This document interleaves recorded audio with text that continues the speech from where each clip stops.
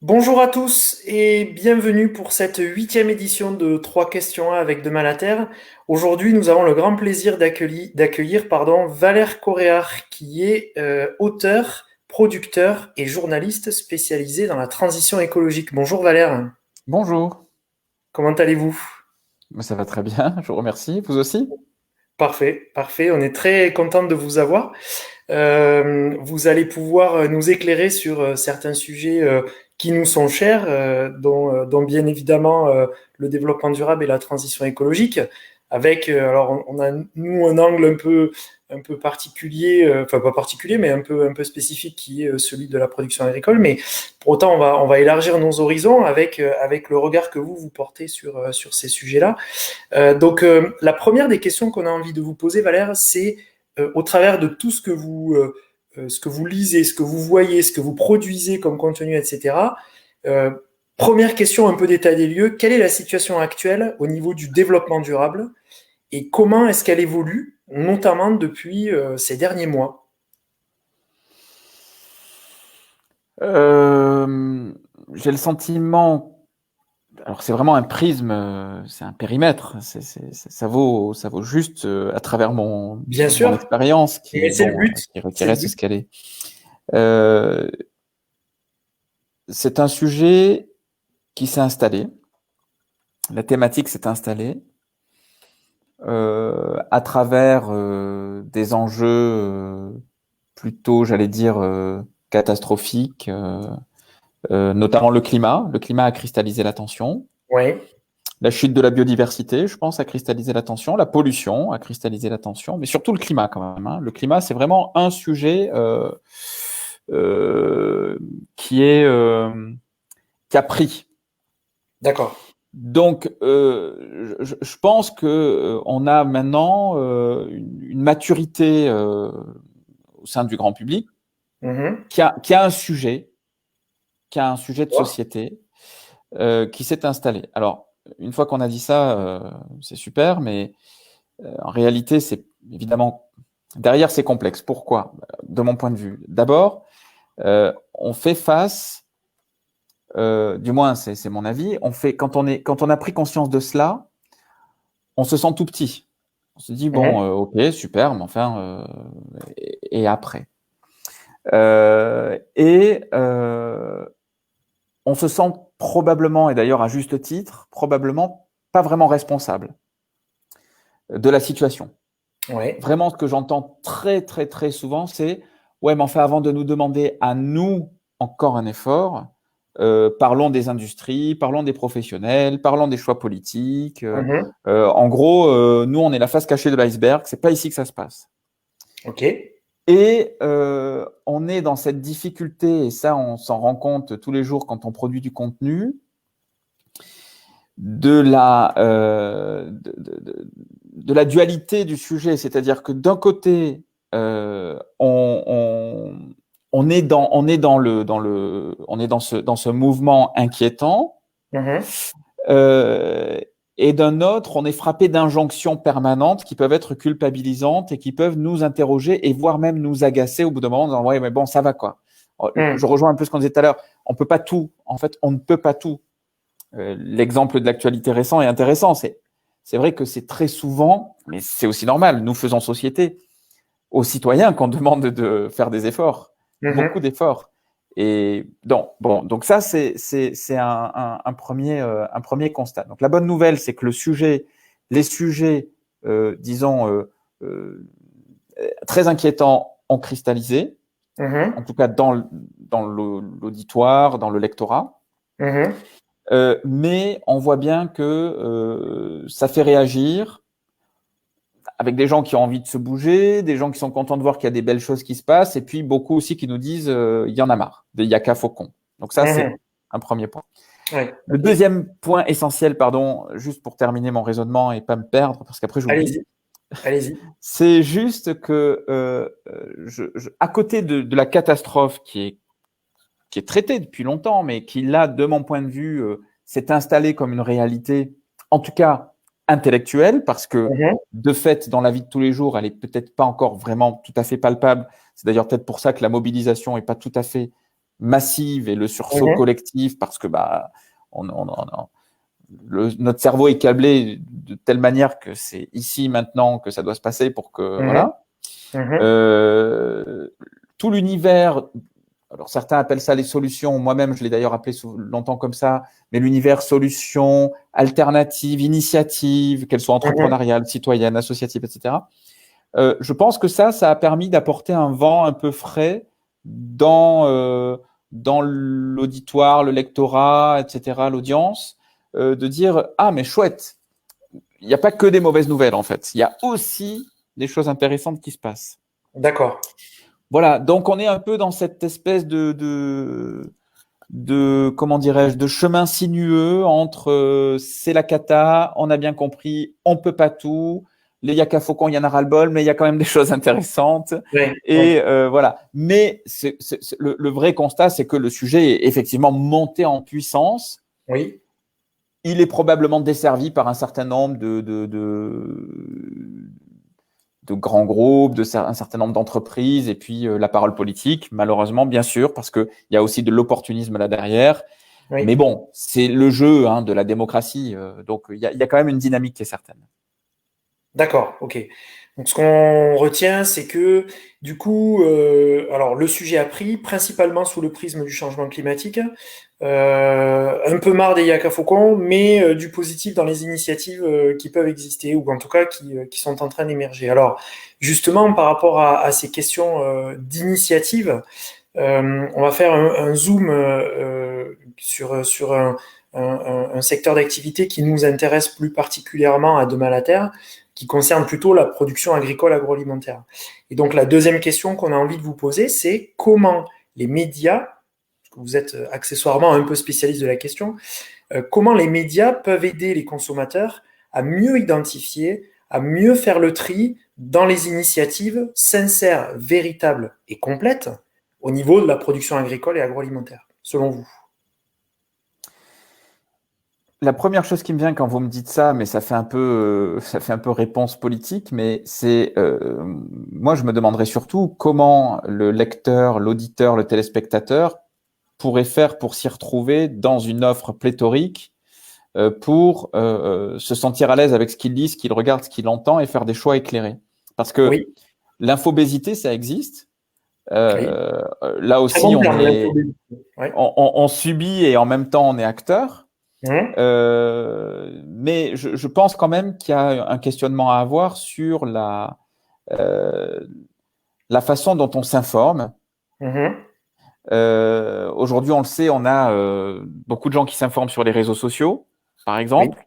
oui, On a beaucoup de gens parce que à un moment donné, une journée fait 24 heures et qu'on sature notre emploi du temps, parfois d'ailleurs d'un certain vide, mais qui nous oui, occupe pour autant, oui, s'informent à travers des titres uniquement.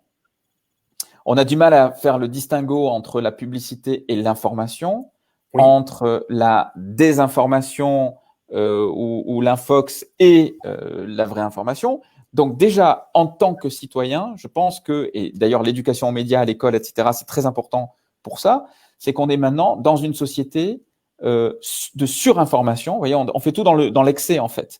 Oui, Et ça vaut pour la consommation, mais pour l'information aussi. oui, Donc de oui, surinformation, et ça nécessite une certaine organisation et presque une sorte d'hygiène, je pense, pour faire le tri dans tout ce qu'on reçoit. Et puis, au passage, s'interroger aussi sur la façon dont les médias vivent aujourd'hui oui, et la façon dont on les consomme.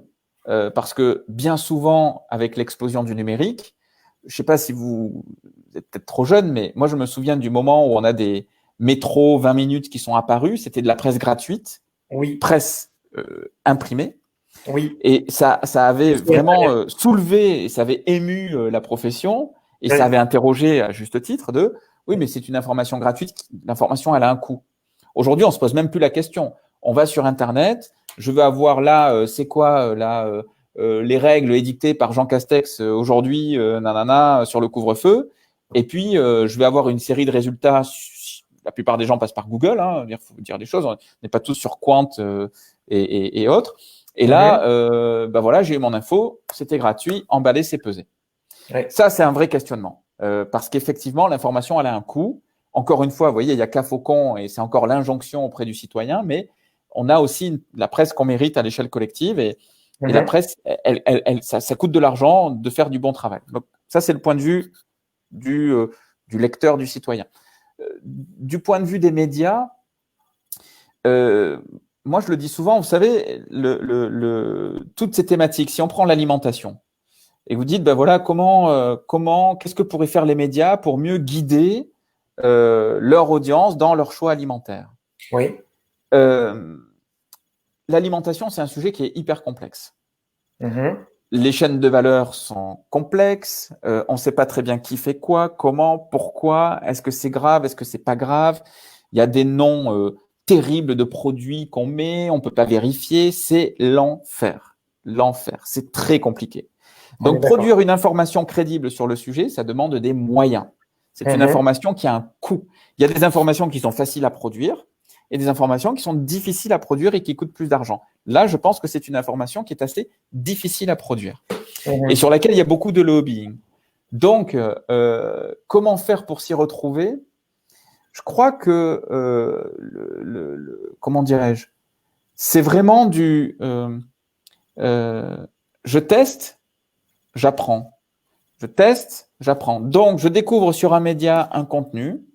Je vais tester le guideline ou bon voilà l'orientation et puis je vais en tirer des enseignements et je vais continuer à lui faire confiance, je vais avancer ou pas. Mais ça demande, je pense, qu'il y ait de l'empirique derrière, parce qu'il faut se sentir à l'aise. On a chacun des habitudes qui sont différentes. Enfin, je sais pas, moi, je mange sûrement pas pareil que vous, qu'une autre personne. On n'a pas les mêmes habitudes, les mêmes credos. C'est culturel à un moment donné. Et il y a du collectif, il y a de l'individuel là-dedans. Donc, ce sont des sujets, encore une fois, qui sont complexes. Cela dit, on sait qu'il y a un certain nombre de médias qui sont très solides, qui sont réputés pour cela. Et on a la chance en France d'en avoir plusieurs. Voilà, on a je sais pas, je cite Le Monde, et je pourrais en citer tout un tas d'autres. Hein. On a des grands médias qui ont quand même des moyens très sérieux et qui sont capables, de mon point de vue, de produire des contenus sur lesquels on peut se fier. Et de bien comprendre une chose pour terminer, c'est que c'est un peu la facilité de considérer que lorsqu'il y a une coquille dans un papier ou qu'il y a une incompréhension ou que… vous savez, quand on est spécialiste, ben on est spécialiste. Et quand on est journaliste, on ne peut pas être spécialiste de tout. Et construire des rédactions avec des spécialistes de tout, ça demande de l'argent. Et cet argent, il faut le trouver quelque part. Alors, soit on le trouve chez des annonceurs, soit on le trouve chez des citoyens. Mais il faut bien comprendre ça. Oui. C'est essentiel. D'accord. Donc, ce qu'on retient, c'est que pour pour obtenir une information de qualité, il faut la produire, et pour la produire, il faut donc des moyens. Donc, c'est-à-dire qu'il faut que le consommateur, l'utilisateur soit sensibilisé par rapport à ça, ou en tout cas comprenne que l'information gratuite, accessible immédiatement par son smartphone ou sa tablette ou son ordinateur, c'est une information à prendre avec des pincettes. Est-ce qu'elle est toujours vérifiable et est-ce qu'elle est toujours authentique? En résumé, en grand résumé. Oui, alors la gratuité, le statut fait pas forcément la vertu du contenu. C'est pas parce qu'il est gratuit qu'il est pas bon, ce contenu. Ce qui est sûr, c'est que si on a envie de pousser un petit peu et de vraiment se renseigner, souvent cette information, il faut accepter qu'elle ait un coût. Et c'est normal, encore une fois. Sinon, ça veut dire que quelqu'un d'autre paye. Si c'est gratuit, soit c'est moi le produit, soit il y a quelque chose derrière. Voilà. Alors, je prends un exemple. On a fait un dossier sous la forme d'un magazine sur l'alimentation, justement. C'est le magazine Idées pratiques, le numéro 3, ou même 2. Oui, le numéro 2. Bon, j'ai une équipe de 3-4 personnes qui a bossé dessus pendant 3 mois, qui s'est renseignée, qui a interrogé des personnes, et puis ensuite, il faut essayer de digérer tout ça, de le rendre intelligible. Oui, bon, ben, ça vaut 5,90 €. Voilà. Et c'est sûr qu'il faut payer 5,90 € pour accéder à ce contenu. Mais c'est un juste prix. Ok, c'est clair. On comprend bien le principe de fonctionnement. Et alors, pour faire un peu le lien avec les deux sujets que l'on vient d'aborder, il y a une dernière question qu'on a envie de vous poser, qui concerne en fait les gestes que tout un chacun peut adopter, au niveau des consommateurs, hein, pour mieux s'orienter vers une alimentation responsable. Vous disiez tout à l'heure que chacun est acteur par les choix qu'il fait, que ce soit en termes d'action ou de produits développement durable ou en termes d'information. Bon, bah là, si on a envie de donner un peu de grain à moudre au conso en lui disant, bah, voilà, ce que vous pouvez faire à votre échelle, c'est ça. Quels sont les gestes que vous préconiseriez par rapport à l'orientation vers une alimentation qu'on pourrait qualifier de plus responsable? Je crois que je suis un mauvais client quand je me fais interviewer parce que j'arrête pas de reformuler les questions, mais c'est pas bien de faire ça. Elle est très bien votre question, mais c'est que j'aime pas trop répondre en disant encore une fois ce yaka faucon. Je pense qu'on a atteint les limites de la recommandation. On peut donner des pistes par contre. Alors, Honnêtement, à demain matin, on a toujours l'habitude d'avoir une approche positive, sincère et bon, voilà. alors je vais être Donc, sincère. allez-y. Euh, de ce que j'ai pu constater, du travail que j'ai pu faire, de la façon dont moi je me suis aussi confronté à l'exercice, parce que quand j'ai écrit mon premier livre, Changer d'air, l'air de rien, la première partie, elle était sur l'alimentation. C'est un sujet évidemment qui est majeur. Et là, on vient de sortir un bébé pour tout changer avec Mathilde Gola, donc sur la parentalité et les bébés. Et je crois d'ailleurs que le premier sujet qu'on traite, c'est l'alimentation de bébé, parce que Hein. effectivement, manger, Oui.